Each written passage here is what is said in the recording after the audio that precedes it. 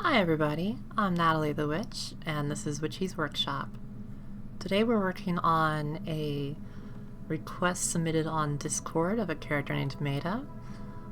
Usually I have some kind of reference on screen, but I had some technical difficulties, so I'm just going to flash it on screen right now.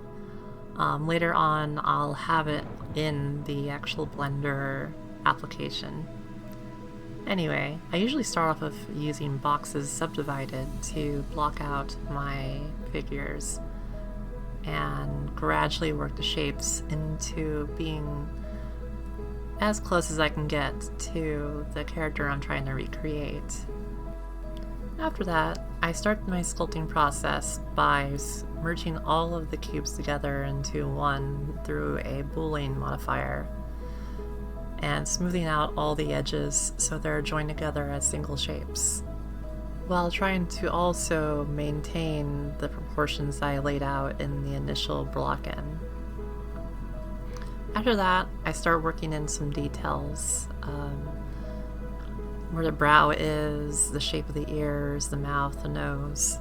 Sometimes it takes a couple of tries to get a good feel for it, but this one came together pretty quickly. Now, right around this point, I start to better define the specific features of the face, the lips, the nose, especially the kind of triangular shape of the head and the facial features. So I'm always jumping around as well, making sure I get a nice even level detail on all the parts of the model. For example, right here, I'm trying to get the shape of the ear to be closer to what I kind of envision the character has.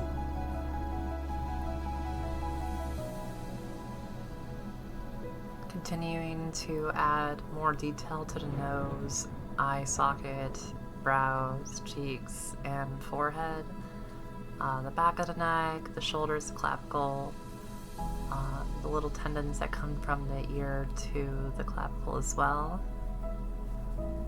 And I believe I'm about to get started with placing an eyeball.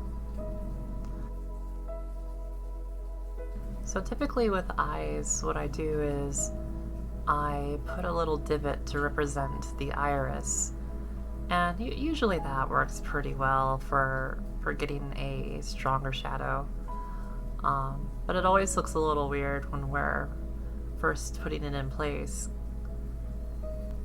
I definitely still struggle with getting those shapes around the eyes looking right, but I just take a break from it for a little while to put in those fat pads around the mouth and better define the lips and chin, especially that little shadow that exists between the lower lip and the chin. I always like that one. It gives it a nice chiseled look.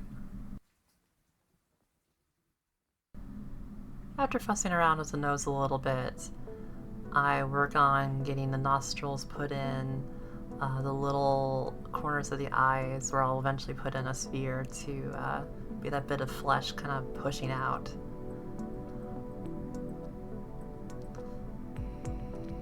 More shaping of the little fatty parts of the face, or pushing in the brow for the eyes and the eye socket, and just kind of getting my bearings with how I want the expression to be and how wide I want the face and the various features.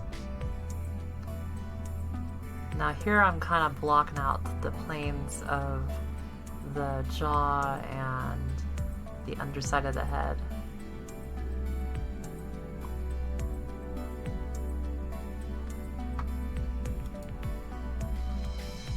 Here I'm starting to build the cloak for the figure out of another cube that's subdivided, similar to how I did the rest of the head and body.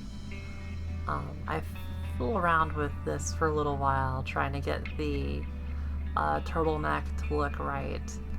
Eventually I just made use of the crease property in the item panel, and that got me that nice hard edge. But in the meantime, I'm going to be kind of tinkering with this a bit to get it to match the general shape close enough. After getting the head to a place where I'm pretty happy, I decide to start working on the goggles. So I create a cylinder and turn it on its side and mirror it.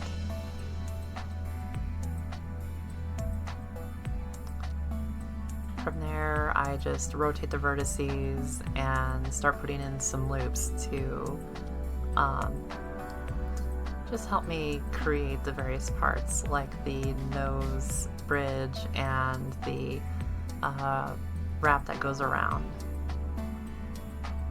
Using a inset, I create the lens glass and pull it in towards the inside. You can see me model the band that wraps around the head here before going back to sculpting for a little bit to fix some things I didn't like about the jaw necessarily. Now, I had some ideas about putting the little spikes on top of the glasses, but I was just not a fan of how that looked. Now, with the goggles mostly roughed out, I decided to start working on getting some textures on the various parts of the model just to give me an idea of what it might look like in a closer to finished state. For example, the dull purple skin, the brassy goggles, and the not quite transparent glass of the goggles. I also decided to bridge those couple loops on the inside of the glasses just so they'll look a little cleaner in the final render. And here I am just getting those vertices all lined up. I also start to separate the eyes a bit, so the pupils and the outer eyeball can be two separate colors. After tinting and detailing the goggles a bit more with some edge loops to better define the rim, I add a little bit of color to the cloak and add that crease setting to help define the hard edge, both on the neck and the creases at the bottom and the middle of the cloak. There's also an issue in the underside because of the way I did this, where the flesh of the upper half of the model is sticking out, but I'm probably going to just deal with that later. All that's left to do with the cloak is to continue to sharpen those edges and give it a nice little flared up look to help accommodate that hand that I'm going to model later. Now I'm setting up the paths to create the hairs. This ends up being quite a tedious process, so after I do the first couple, I'm probably just going to skip through this at higher speed and get on to more interesting things. So this is actually the first time I've made extensive use of this technique to make hair, where I use one path to define the nerves of another path. Basically what I'm doing here is placing a clone of the hair and shaping it to fit the reference by both moving, rotating, and scaling the individual points for each follicle. This is going to go on for quite a while because I have to place every single one and rotate every single one, and I'm honestly just not that experienced with this particular technique. But I did learn a lot doing this one. So we're going to go ahead and fast forward through all this for a little bit. All that really happens is I add a texture to the hair and continue placing the paths and shaping them to fit the areas they're going into. And in a second here, we're going to slow back down as I start to make the eyelashes, because I kept seeing it through the goggles, and the dead-on eyes and the blank eyelashes are kind of making me weirded out. So I just moved them around a little bit to give it a little bit more personality, still not much, and basically created the eyelashes with a single plane projected onto the mesh. and then adding a solidify modifier to create the form of the shape. Also adding a black texture in just to make it stand out. Continuing on from there, I just keep adding the strands, the ones going back towards the little ponytail that the character has. This was pretty tricky actually, because I hadn't added the little ring that holds the ponytail together, so I went ahead and just did that here. And I'm adding a couple of loops just to give it a little bit more of a metallic hardness. I'll go ahead and fast forward just a little bit more.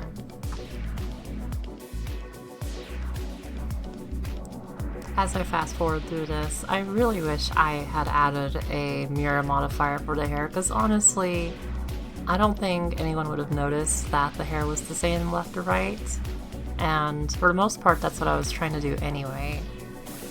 And since this character was only going to be posed in a 3/4 view, and it wouldn't have been particularly obvious that there was no difference from left to right other than that little front hair piece, I think I could have gotten away with it.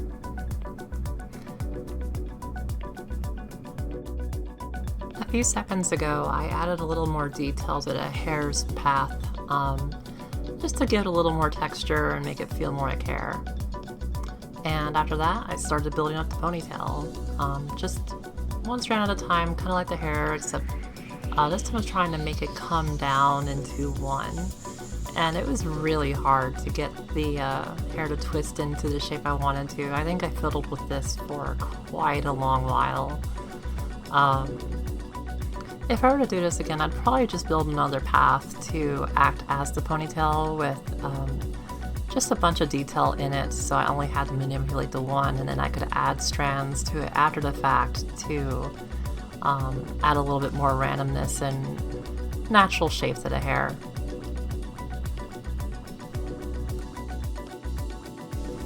Honestly, the ponytail was just a huge drag to make. I think I eventually put it down for a little while and put on to something else. Added a few strands just kind of hanging out there. Once I got those last few strands in place, I decided to put a little more work into the ponytail's ring. And I added a couple of hard edges, just like I did with the goggles and the turtleneck. After that, I decided to add the glowing eyeball thing. All I really had to do was create a plane and rotate it, and I took the knife tool to cut out the shape of the eye. It was a pretty easy process. If I was not being so lazy about it, I probably would have added a few more cuts just to make the shape a little bit cleaner looking, but for what I was trying to do, this was good enough. It was going to be mostly blurred out anyway. With some scaling and rotation, I got pretty happy before I placed it, and I added a glowing texture to it. I gave the rest of the model a little once over, played with some of the textures, adjusted some of the hairs so they weren't inside the goggles. I had that a lot, especially after I added the detail to the strands. Here I was trying to get a little bit of a gradient look for the hair, but it just wasn't working out. I'll have to give it another try sometime and see if I can figure out why it wasn't quite working out the way I was hoping to. Still tinkering with the hair texture, but I just settled on a more simple color just to get on with it. Similar to the skin. Now here I was adding the little spike details to the goggles just by extruding a piece and making all the corners fully creased.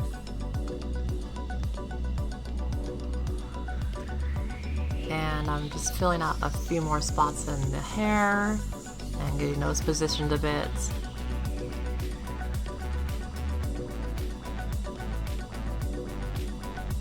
I think I'm trying to create that little poof out that's in the reference on the left hand side.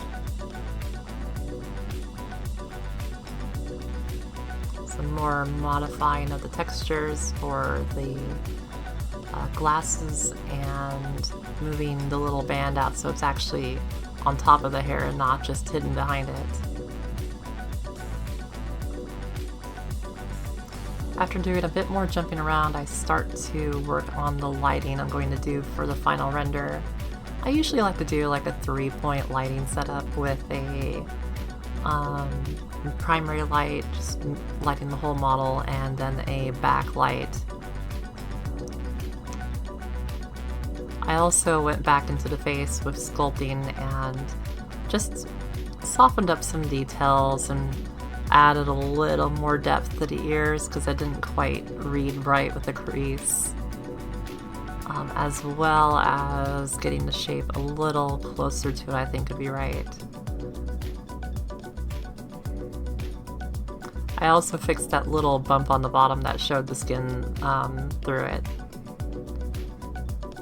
as well as some features on the nose, the corners of the mouth, the jawline, and just wherever else. Now for this last section, I merged down all the modifiers on the cloak and started drawing in some details. First with the mirror modifier applied, but later on I just break symmetry because I realized that the cloak really isn't all that symmetrical and it's sooner just to get it over with, even though it's painful. I'm really happy with how the cloak came out actually. There was a lot of cool folds and crevices, and it was just a whole ton of fun to work on. But anywho, this was a recording of a live stream I did, and there was some things that I did not record before the end of the stream, so it's kind of got missed out, but it was mostly just setting up the textures for the cloak and the skin and the hair and all that good stuff. But coming up close here will be the final render, and I think it came out pretty well, all things considered. I do hope you enjoyed watching. This was my first video, so I feel a little bit like a fish out of water, but hopefully you enjoyed yourself and learned something. If you have any comments or questions or suggestions, just drop them in the comment box below and I will try and answer all of them that get posted. And of course, all likes and subscribes are appreciated. Anyway, I hope you have a good day and join me on the next one.